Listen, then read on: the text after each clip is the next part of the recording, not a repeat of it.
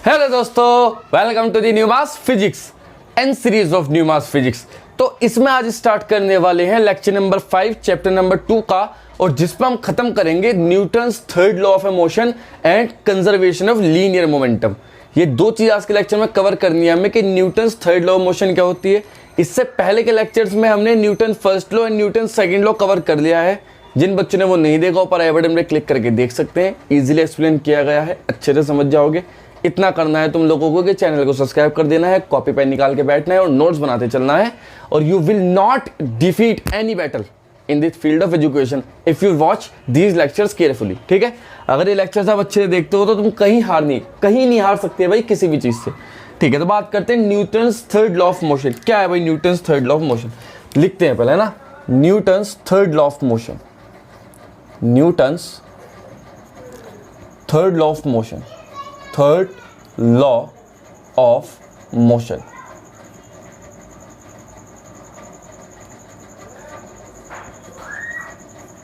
देखो Newton third law of motion क्या कहता है। Newton third law of motion कहता है क्या, देखो जो न्यूटन साहब ने लॉ दिए थे ना अपने, इतने इंपॉर्टेंट लॉज है कि जो पूरा यूनिवर्स है इन तीनों लॉ को फॉलो करते हुए चलता है। कितनी इंटरेस्टिंग बात है। और कभी के लॉ दिए हुए हैं, 150-200 साल पहले लॉ दिए थे न्यूटन साहब ने, और आज भी सारी चीज़ें दुनिया की जितनी भी चीज़ें चल रही हैं, जैसे अपनी बस ले लो, ट्रक ले लो, ट्रेन ले लो, बाइक ले लो, साइकिल ले लो, सब किस पे बेस्ड है? न्यूटन्स लॉ ऑफ मोशन पे। अगर न्यूटन सर अपने लॉज ऑफ मोशन ना देते तो हम शायद ये कभी चीज़ बना ही नहीं पाते, क्योंकि मैं कॉन्सेप्ट ही नहीं पता होता कि चलाना कैसे है इन्हें। तो कहने का मतलब ये है कि न्यूटन साहब का इतना बड़ा योगदान है, इतना बड़ा योगदान है कि बस इट कांट बी एक्सप्लेनेटरी, है ना, एक्सप्लेन ही नहीं कर सकते। Newton third law of motion कहता है, जो लास्ट लॉ है वो कहते हैं कि every action has equal and opposite reaction.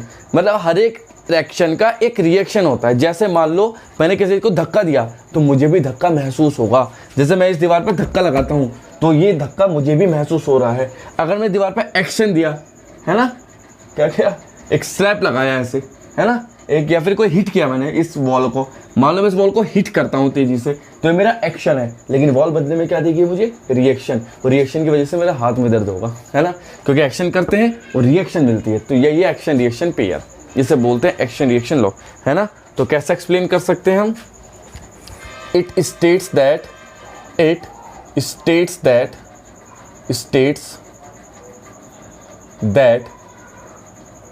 every action has equal and opposite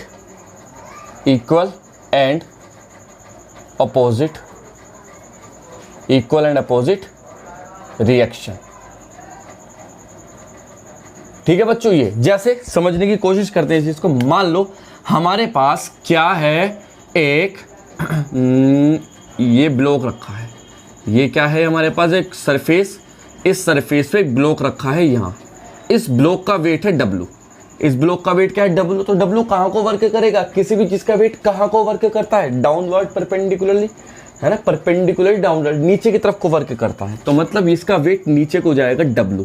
और अगर इसने जो वेट लगाया, ये क्या हुआ? इसका एक्शन।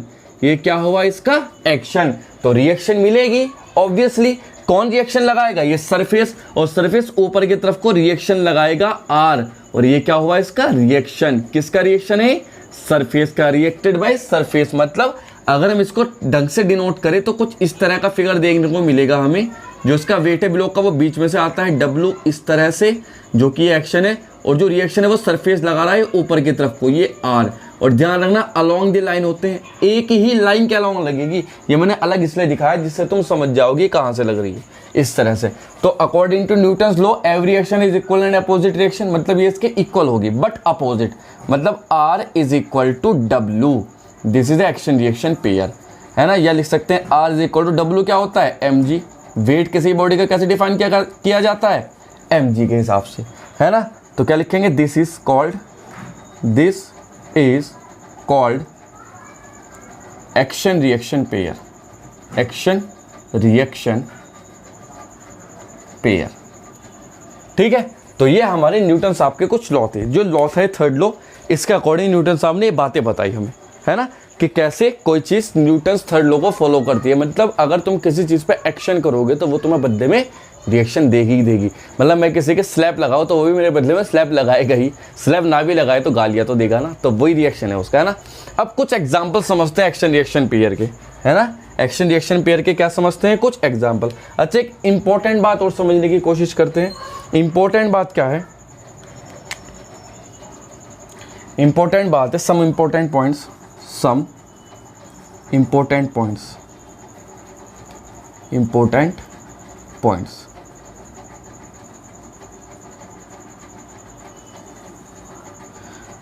पहला पॉइंट क्या है, देखो मान लो एक बॉल है, ये एक बॉल है, दूसरी बॉल ये है, ये बॉल इस तरफ को वी ए वैल्यू एक्सेलरेशन ए से आ रही है, इसका मास है m, और ये बॉल इस तरफ को, इसका मास है m1, ये बॉल इस तरफ को m2 मास की एक्सेलरेशन ए बी से आ रही है। क्या होगा, टकराएंगी, ठीक टकराएंगी। अब इनकी हुई टक्कर आपस में, ऐसे इनके आपस में क्या हो गई टक्कर, ये यहाँ और ये यहाँ। अब जैसे ही टक्कर होगी तो ये अपनी एनर्जी से दे देगी, अपनी एनर्जी से दे देगी, तो वापस ही वैसे ही रिकॉइल कर जाएंगे, मतलब अपनी अपनी पोजीशन पे चले जाएंगे। तो टक्कर के बाद क्या होगा, ये वाली बॉल इधर को मूव करने लगेगी और ये वाली बॉल इधर को मूव करने लगेगी, है ना। तो ये जो टक्कर के दौरान क्या हुआ होगा, इसने एक्शन लगाया तो इसने बदले में रिएक्शन लगाया, मतलब इस वाली बॉल 1 ने F1 लगाया इस तरफ को, तो बॉल F2 ने F2 लगाया होगा इस तरफ को। तो हम कह सकते हैं this is called action reaction pair. According to Newton's law तो लिखा जा सकता है F1 can be equal to F2, और F1 की वैल्यू क्या होगी, M1AA इक्वल टू M2AA, ठीक है। तो लिखा जा सकता है M1 upon M2 equal to A से, अच्छा ये AB होगा ना, तो ये हो जाएगा AB अपॉन AA। मतलब देखो M1 वाला एक्सेलरेशन कहाँ गया है, नीचे, और B वाला एक्सेलरेशन कहाँ गया है, ऊपर। तो कहने का मतलब है कंक्लूजन निकलता है जो M है वो प्रोपोर्शनल होगा 1 अपॉन A के, मतलब जो मास है वो एक्सेलरेशन के क्या होगा, इन्वर्सली प्रोपोर्शनल।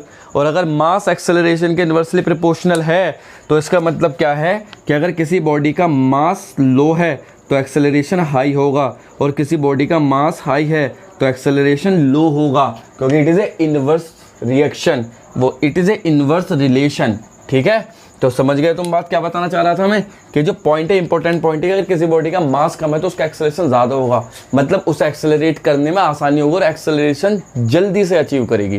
जैसे एक ट्रेन हो, एक बाइसिकल हो, एक बाइक हो, तो अगर तुम बाइक को एकदम से एक्सेलरेट करोगे तो वो तेज़ी से आगे चली जाएगी, जबकि जो ट्रेन होगी उसे थोड़ा टाइम लगेगा, क्योंकि train has heavy weight compare to the bike, है ना।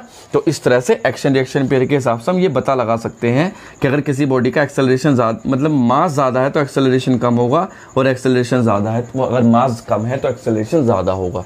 तो this is called action reaction, this is called Newton's third law, ठीक है। इसके कुछ एग्जाम्पल्स होते हैं, रियल लाइफ एग्जाम्पल देखते हैं हम। रॉकेट जाता है ना अंतरिक्ष में, स्पेस में रिसर्च करने, अभी मून पे गया था, मार्स पे भेज रहे हैं एलोन मस्क। तो रॉकेट किस प्रिंसिपल पे वर्क करता है, देखो ये रॉकेट ही तो है जो न्यूटन्स थर्ड लॉ पे वर्क करता है। अगर न्यूटन साहब थर्ड लॉ ना देते तो रॉकेट बन ही नहीं पाता दुनिया में, रॉकेट बना ही नहीं पाते, ना ही हम चला पाते रॉकेट को। रॉकेट नाम की चीज़ तो एग्जिस्ट ही नहीं करती, और अगर रॉकेट ना होते तो हम इतना जो यूनिवर्स है, जो यूनिवर्स हमने इतना एलोबरेट किया है, इतना स्टडी किया है ना, ये कर ही नहीं पाते, हमें पता ही नहीं चलता। हम यही मानते रहते आज तक भी कि अर्थ इज फ्लैट यही मानते कि अर्थ गोल नहीं है, अर्थ तो चपटी है। अब मून को हम कहते हैं कि छोटा सा है, ये सन को मानते हैं कि बहुत छोटे छोटे हैं, क्योंकि छोटे दिखते हैं, एक्चुअल में है कि बहुत दूर है, और दूर की वजह से इतने बड़े बड़े हैं कि अर्थ भी कुछ नहीं है हमारी, है ना। तो किसकी वजह से पॉसिबल हो पाया है, रॉकेट्स की वजह से, स्पेस क्राफ्ट की वजह से। और स्पेस क्राफ्ट या रॉकेट्स वर्क किस पे करते हैं, the brilliant mind, Newton's third law. इसलिए न्यूटन साहब के लॉज ऑफ मोशन इतने इंपॉर्टेंट है कि दुनिया की सारी चीज़ें बन जाती है ना। मैं खड़ा हूँ किस बेस पे, न्यूटन थर्ड लॉ पे, मेरा वेट नीचे वर्क कर रहा है और अर्थ रिएक्शन लगा रही है ऊपर की तरफ को, this is called action reaction pair, है ना। अगर मेरा वेट ज़्यादा हो, अब देखो यहाँ स्पेशल केस क्या है, पहला सब इंपॉर्टेंट पॉइंट तो यही था, सेकंड इंपॉर्टेंट पॉइंट क्या होगा, सेकंड इंपॉर्टेंट पॉइंट क्या है, इसको समझो। यहाँ देखो ब्लॉक, अब मैं इस ब्लॉक को ऐसे बना देता हूँ, ये ब्लॉक बनाया, इस ब्लॉक का वेट यहाँ नीचे की तरफ को और आर है रिएक्शन ऊपर की तरफ को। अब फर्स्ट पॉइंट, अगर R इक्वल टू डब्लू है, अगर R इक्वल टू डब्लू है तो मतलब मेरा वेट रिएक्शन के बराबर है, तो मतलब मैं अच्छे से अर्थ पे चल सकता हूँ, है ना। मतलब क्या है, बैलेंस कंडीशन है, this is a balance condition, balance condition, बात सही है, कोई शक वाली बात नहीं। ये मार्कर रखा है, मार्कर का वेट नीचे वर्क कर रहा है, मेरा हैंड जो रिएक्शन लगा रहा है वो ऊपर की तरफ को लगा रहा है। तो इसका मतलब क्या हुआ, एक्शन रिएक्शन पेयर है, ना तो मार्कर नीचे जा पा रहा ना ये ऊपर उड़ पा रहा। तो मतलब ये बैलेंस कंडीशन में है, मतलब जितना वेट मार्कर का है उतनी रिएक्शन इसे मिल रही है सफिशिएंट, कोई दिक्कत वाली बात नहीं। तो ये कंडीशन है फर्स्ट। सेकंड, ये इफ था, अगर हम रिएक्शन को बड़ा कर दे वेट से रिएक्शन को क्या कर दे, ग्रीटर कर दे, तो पता क्या होगा, हमारे हाथ की रिएक्शन ज़्यादा हो जाए और उसका वेट कम हो जाए तो मार्कर उड़ने लगेगा। मार के क्या करने लगेगा, उड़ने लगेगा अपने आप ही। मतलब अगर किसी चीज़ की रिएक्शन वेट से कम हो जाए तो वो चीज़ उड़ने लगेगी, फ्लाई करने लगेगी, इट विल बी फ्लाई, जैसे एरोप्लेन उड़ता है। लेकिन एरोप्लेन ऐसा वर्क नहीं करता, ये याद रखना। कभी सोचो कि रिएक्शन ज़्यादा मिल रही है, रिएक्शन मिलती है उसे, एयर देती है रिएक्शन उसे। एरोप्लेन को रिएक्शन कौन देती है, एयर देती है। कैसे देती है देखो, जैसे कि एरोप्लेन उड़ता है, जैसे R ग्रेटर देन W, मतलब चीज़ें उड़ने लगेगी। और उड़ने लगेगी मतलब जैसे मार्कर रखा है, अगर मेरा हैंड मार्कर पे रिएक्शन ज़्यादा लगा और उसका वेट कम रहे, मान लो मार्कर का वेट है 50 ग्राम और रिएक्शन लग रही है 100 ग्राम, तो उड़ने लगेगा ये। ऐसा पॉसिबल तो नहीं है।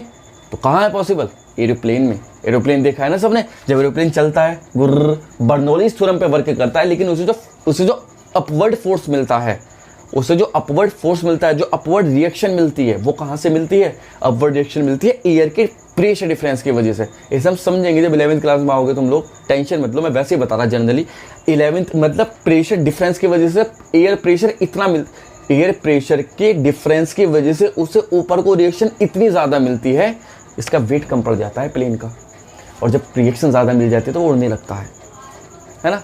दूसरी चीज़, बाइक चलाइए ना कभी, ऊपर ऐसा आता है मोड़ सा, जैसे मान लो ये फ्लैट सरफेस है, यहाँ से ऊपर कोई इस तरह से जंप सा आता है। तो जब तुम बाइक अगर तेज़ी से लेके जाते हो, यहाँ से बाइक तेज़ी से लेके जाओगे, तो जैसे यहाँ से उतरोगे तो बाइक थोड़ी देर हवा में रहेगी, बाद में नीचे आएगी। तो हवा में कैसे हुई है, इस पॉइंट ऑफ कॉन्टैक्ट पे जहाँ पे बाइक सरफेस छोड़ती है वहाँ वेट तो कम हो जाता है बाइक का, मतलब वेट उतना रहता है कंपैरिजन टू रिएक्शन। जो रोड रिएक्शन देती है इस बाइक को, उसके कंपैरिजन में बाइक का वेट कम पड़ जाता है, जिसकी वजह से ऊपर उड़ जाती है बाइक थोड़ी देर के लिए, फिर नीचे आ जाती है।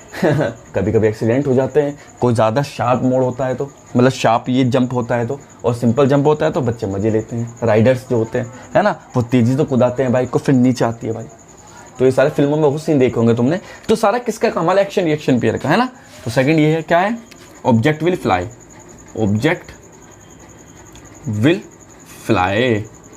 Number C, if R is less than W, अगर रिएक्शन वेट से कम हो जाए, मतलब वेट ज़्यादा हो जाए, तो क्या होगा, तो चीज़ें धंस जाएगी अर्थ के अंदर। अगर हमारा वेट हमारे अर्थ से दी गई रिएक्शन से ज़्यादा हो जाए तो हम अर्थ के अंदर घुस जाएंगे, और जाते रहेंगे कब तक, जब तक कि उसे इक्वल एंड अपोजिट रिएक्शन ना मिल जाए। ठीक है, तो ये कहाँ देखा एग्जाम्पल, ऊपर से बम गिरा दो, ऊपर से बम गिरता है गड्ढा हो जाता है, देखा होगा। ऊपर से उल्कापिंड गिरते हैं, एस्टेरॉइड्स, है ना, कॉमेट्स गिरते हैं ऊपर से अर्थ पे, तो गड्ढा कितना बड़ा गड्ढा कर देते हैं। जैसे बड़ी बड़ी नदियाँ बनी हुई है ना, कहीं कहीं देखते हो कि अचानक नदी मिली, वो कैसे मिली, कॉमेट्स गिरा था कभी पिछले टाइम में, 500-600 साल पहले, हजारों साल पहले जब डायनासोर्स का अंत हुआ था तो कॉमेट्स गिरे थे ऊपर से नीचे। तो बाद में जब अर्थ की हालत देखी तो पता क्या था, गड्ढे ही गड्ढे। गड्ढे क्यों, क्योंकि वहाँ कॉमेट्स का वेट ज़्यादा हो जाता है और रिएक्शन कम मिलती है, जिसकी वजह अर्थ में धंस जाती है ना। तो ये एग्जाम्पल्स है न्यूटन थर्ड लॉ के। न्यूटन साहब ने कही थी ये बात, उनकी वजह से ही आज हम ये समझ पाते हैं, मतलब समझ नहीं पाते, है ना। तो क्या कहेंगे, object will undergo to the earth के नीचे चली जाएगी, है ना। तो ये कुछ स्पेशल पॉइंट है सेकंड लॉ थर्ड लॉ के, जिन्हें हमें समझना बहुत जरूरी है। इन पॉइंट के बेस पे ही हम किसी चीज़ को बता सकते हैं कि वो नीचे रहेगी, ऊपर रहेगी, या अर्थ के अंदर चली जाएगी, है ना। तो चीज़ें हैं छोटी छोटी। तो आई बात समझ में, ये था थर्ड लॉ मोशन। अब थर्ड लॉ के कुछ एग्जाम्पल्स है ना, जैसे रॉकेट हुआ, बलून उड़ाया ना सबने, छोड़ दो, जैसे छोड़ोगे ऊपर जाएगा। क्यों, क्योंकि जो एयर है वो एक्शन करती है, और रिएक्शन क्या मिलता है उसके जस्ट अपोजिट, ऊपर की तरफ को प्रेशर रिएक्शन लगाता है, और वो ऊपर को उड़ता चला जाता है ना। तो किसकी वजह से हो पाता है, एक्शन रिएक्शन पेयर की वजह से हो पाता है सब कुछ ये। ठीक, तो लिखेंगे क्या, some examples of Newton's third law.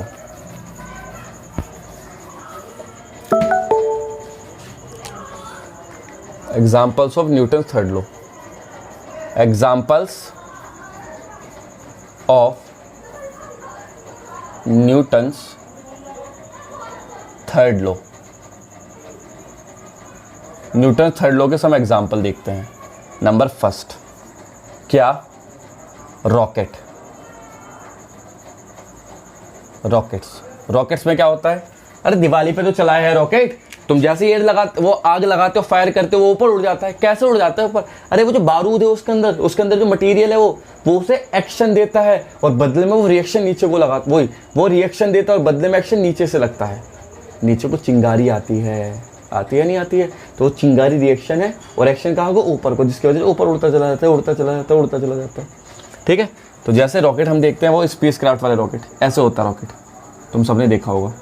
ये रॉकेट है, ये रहा रॉकेट, देखा होगा सबने? अरे देखा है नहीं? जी सर, देखा है।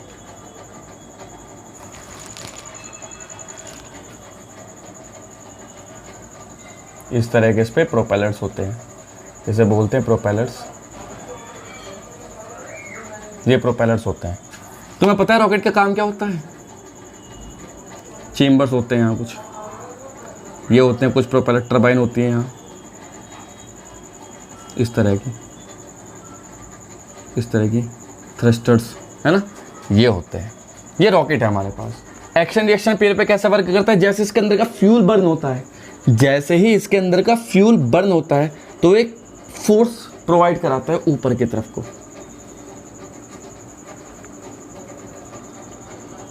जैसे इसके अंदर से फ्यूल बर्न होता है, तो जो वेस्ट गैस है वो बाहर को निकलती है यहाँ से। अब जब यहाँ से बाहर को निकलेगी तो ये इसका क्या हुआ? एक्शन। वेस्ट गैसेस क्या है? ये एक्शन। वेस्ट गैसेस क्या हुई? ये एक्शन। तो रिएक्शन कहाँ मिलेगा? जस्ट इसके अपोजिट, क्योंकि वेस्ट गैसेस बाहर को निकलेगी तो रिएक्शन कहाँ को मिलेगा? जस्ट अपोजिट, ऊपर की तरफ को मिलेगा रिएक्शन, ऐसे। और रिएक्शन की वजह से ये क्या करने लगेगा? इट विल फ्लाई, उड़ने लगेगा, सीधा चला जाएगा स्पेस में जब तक इसे रिएक्शन मिलती रहेगी। इस केस में क्या हो रहा है? रिएक्शन ज़्यादा हो रही है, जब तो ऊपर जा रहा है, इसके वेट से ज़्यादा हो जाएगी ना रिएक्शन यहाँ, तो फ्लाइट विल फ्लाई, तो ऊपर जाता रहेगा। अभी रिएक्शन बार बार कौन क्रिएट कर रहा है? ये फ्यूल। इसके अंदर जो फ्यूल रखा है वो जैसे जैसे बर्न होता रहेगा वैसे वैसे उड़ता चला जाता है, स्पेस में चला जाता है। मतलब कहने का इसके अंदर इतना फ्यूल्स है कि ये सारे के सारे प्रोपेलर्स और ये चेम्बर्स, ये सब फ्यूल से भरे हुए हैं। इतना फ्यूल चाहिए स्पेस में भेजना है भाई। तो इस टोपी में क्या है? इस टोपी में रखी होती है सैटेलाइट। क्या रखी होती है बच्चों इसमें? सैटेलाइट को तो छोड़ना होता है। मान लो अर्थ के ऑर्बिट में कोई सैटेलाइट स्थापित करनी है। कौन से सैटेलाइट? सैटेलाइट का काम क्या है? जो हम टेलीविज़न देखते हैं, रेडियो देखते हैं, डिश एंटीना देखते हैं, इंटरनेट चलाते हैं, मोबाइल फ़ोन चलाते हैं, किसकी वजह से पॉसिबल है? सैटेलाइट की वजह से। अगर हमारी अपनी सैटेलाइट ना हो तो हम ये मोबाइल फ़ोन टेलीविज़न कुछ देख ही ना पाएंगे ना, क्योंकि सिग्नल तो ऊपर से आते हैं ना। सैटेलाइट क्या करती है? सिग्नल्स को, सैटेलाइट सिग्नल को रिसीव करके ट्रांसमिट करती है। तो सैटेलाइट का होना बहुत जरूरी है। मान लो अर्थ है, उस अर्थ के इस ऑर्बिट में सैटेलाइट को हमें छोड़ना होता है। अर्थ के इस ऑर्बिट में सैटेलाइट को छोड़ना होता है। तो सैटेलाइट कैसे छोड़ते हैं? अब जब ये रॉकेट चलता रहेगा, ये कब अर्थ के एटमॉस्फेयर से बाहर निकलेगा? देखो कोई चीज़ है तुमने फेंकी, नीचे आ जाएगी। क्यों? क्योंकि अर्थ के एटमॉस्फेयर को पार नहीं कर पा रही है ना। तो कोई भी चीज़ हो, जब तक अर्थ के ग्रेविटेशनल फील्ड में है ये नीचे आती रहेगी। लेकिन जैसे तुमने इसे इतनी वेलोसिटी दे दी कि अर्थ के ग्रेविटेशनल फील्ड से बाहर चली जाए, बस फिर ये नीचे लौट के नहीं आएगी। ये कहाँ चली जाएगी? It will goes to the space, ये स्पेस में चली जाएगी। तो ये कितनी स्पीड चाहिए जिससे कि कोई चीज़ स्पेस में चली जाए? मान लो मार को मैं ऊपर फेंकूँ तो कितनी स्पीड से फेंकूँ कि वापस लौट के ना आए, ये स्पेस में चला है। तो पता कितनी स्पीड होती है वो? अगर किसी को हमें स्पेस में भेजना है तो पता कितनी स्पीड चाहिए? 11.2 किलोमीटर पर सेकंड की स्पीड अचीव करनी पड़ेगी हमें। मतलब अगर हमें किसी चीज़ को स्पेस में भेजना है तो उसे 1 सेकंड में 11 किलोमीटर ट्रैवल करना पड़ेगा। Can you imagine that? Is it possible? क्या ये पॉसिबल है? सुनने में तो लग नहीं रहा। अब तुम सोचते हो सर रॉकेट तो धीरे धीरे उड़ते हैं स्टार्टिंग में, तो ये कैसे पहुंच जाते हैं? तो बच्चों बात वही तो बता रहा हूँ मैं कि जब भी रॉकेट उड़ते हैं तो स्टार्टिंग में तो इसकी स्पीड कम होती है। मैं कह रहा इतनी स्पीड अचीव कर लेनी चाहिए। तो उड़ते उड़ते चलते चलते चलते चलते चलते चलते एक पॉइंट ऐसा आता है कि ये इतनी स्पीड अचीव कर लेते हैं 11.2 किलोमीटर पर सेकंड की। और जैसे ही 11.2 किलोमीटर पर सेकंड की स्पीड अचीव करते हैं तो ये स्पेस में चले जाते हैं और स्पेस में जाके अर्थ के ऑर्बिट में। यहाँ से अब होता क्या है, जैसे जैसे रॉकेट ये उड़ते रहते हैं वैसे वैसे मान लो इसका फ्यूल खत्म हुआ तो ये टूट करके नीचे गिर जाएगा, इसके फ्यूल खत्म हुआ तो यहाँ से अलग होकर के नीचे गिरेगा। अब नीचे कहाँ गिरेगा, इनमें भी सेंसर्स लगे होते हैं, इनमें भी क्या लगे होते हैं, सेंसर्स लगे होते हैं। और ये सेंसर्स क्या काम करते हैं, इन्हें ओशियन में गिरा देते हैं, समुद्र में गिरा देते हैं, है ना। उसके बाद इन चेंबर्स की बारी आती है, फिर इन चेंबर्स का फ्यूल खत्म होगा, जिस चेंबर का फ्यूल खत्म होता रहता है वो चेंबर अलग होता चला जाता है। इसका फायदा क्या है, इसका फायदा है कि तो रॉकेट का वेट कम होगा और जैसे इसका वेट कम होगा तो और तेजी से स्पीड पकड़ेगा ऊपर जाने के लिए। तो हमें लास्ट में ये पोर्शन बचाना होता है और जब तक ये पोर्शन बचता है तब तक रॉकेट अर्थ के ऑर्बिट छोड़ के बाहर, अर्थ का एटमॉस्फेयर छोड़ के बाहर। फिर उसके बाद क्या होता है, ये खुलता है, ये दरवाज़ा खुलता है, उस दरवाजे से निकलती एक छोटी सी मुन्नी सी सैटेलाइट, मतलब छोटी होती नहीं एक्चुअल में, बहुत बड़ी होती है, इस कमरे के बराबर होगी सैटेलाइट, बहुत बहुत बड़ी बड़ी सैटेलाइट होती है। तो छोटी सी सैटेलाइट निकलती है और अपने पंख निकालती है ऐसे। अब उस सैटेलाइट के अंदर भी इंजन लगा हुआ है, उस सैटेलाइट के सोलर, ये जो बड़े बड़े वो होते हैं ना इसके क्या बोलते हैं, ब्लेड्स, सैटेलाइट के पंख जो होते हैं बड़े बड़े, ये एक्चुअल में सोलर प्लेट्स हैं। फिर जैसे सैटेलाइट अंतरिक्ष में चली जाती है तो वहाँ सोलर एनर्जी से चलती है, वो सोलर एनर्जी से उसे एनर्जी मिलती है और नीचे से साइंटिस्ट उसे कंट्रोल करते हैं, उसकी डायरेक्शन डिसाइड करते हैं कि भाई इधर मत जाओ, इधर है अर्थ का ऑर्बिट, इधर चलो और इधर घूमो। और यहाँ ये सैटेलाइट आकर के यहाँ स्थापित हो जाती है। 11th में तो अच्छे से समझोगे तुम ये सारी चीज़ें, projection of satellite, escape velocity, binding energy, सब चीज़ें। इसी वेलोसिटी को स्कैप वेलोसिटी बोलते हैं, है ना। तो ये सारी चीज़ें बहुत इंपॉर्टेंट है, बहुत अच्छे से समझोगे। यहाँ तो ये केवल न्यूटन्स के थर्ड लॉ का एग्जाम्पल बताया मैंने। तो एक्शन कौन दे रहा है, वेस्ट गैस, और रिएक्शन कौन दे रहा है, ये वेस्ट गैस। इसका मतलब ये रिएक्शन जिस तरह उड़ रहा है ना। तो ये हमारे पास first example. Example number 2, rocket की कहानी अच्छी लगी तो वीडियो को लाइक कर देना भाई। अगर पता था तुम्हें नहीं, अगर तुम्हें पहले से नहीं पता था तो, हालांकि इसके लिए मैं सेपरेट वीडियो बना सकता हूँ अगर तुम लोग रिक्वेस्ट करो तो थोड़ी सी, अरे थोड़ा सा तो करना बनता है। दूसरी, बलून। क्या है, बलून। बलून में क्या होता है, ये है भाई बलून एक। अरे वाह सर, कितना मस्त बनाया है ना आपने। मैं बनाता बहुत अच्छा हूँ। देखो ये बलून है, अब हुआ क्या, अभी तो बंद है, कोई दिक्कत नहीं।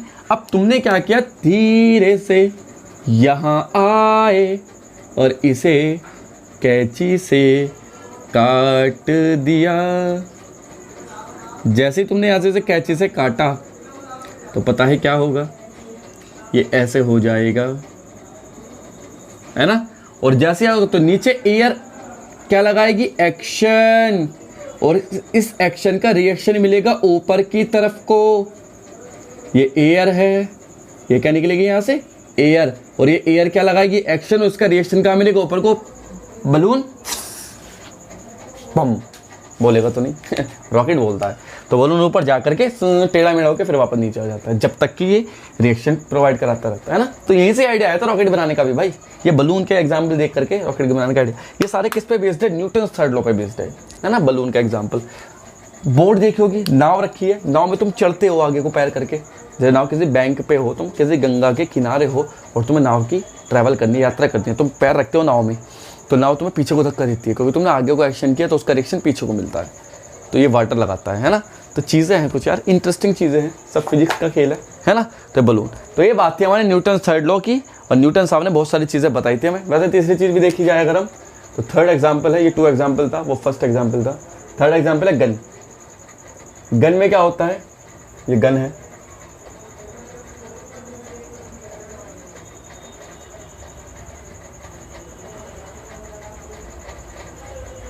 ये गन होती है।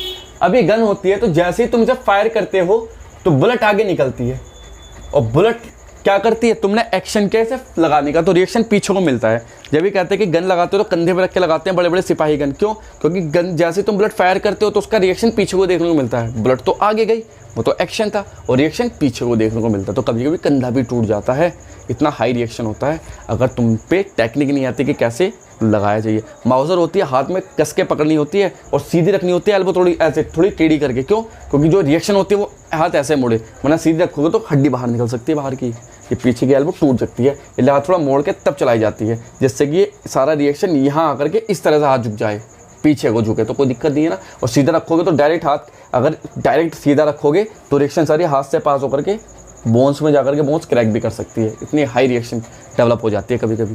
तो ये न्यूटन साहब का कमाल था, है ना। तो न्यूटन साहब ने ये सारी चीज़ें बताई दी। गन बुलेट, ये सब एग्जाम्पल्स है जो तुम्हें अपनी कॉपी में लिखने हैं टीचर को इम्प्रेस करने के लिए, है ना।